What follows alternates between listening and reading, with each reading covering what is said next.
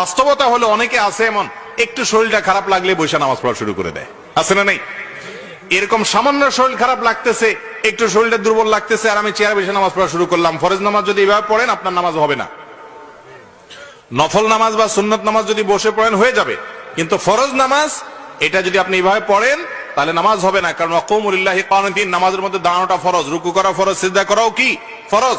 আপনি ঠুনকো অজুহাতে একটু শরীর খারাপ দেখে আপনি এটা করতে পারেন না।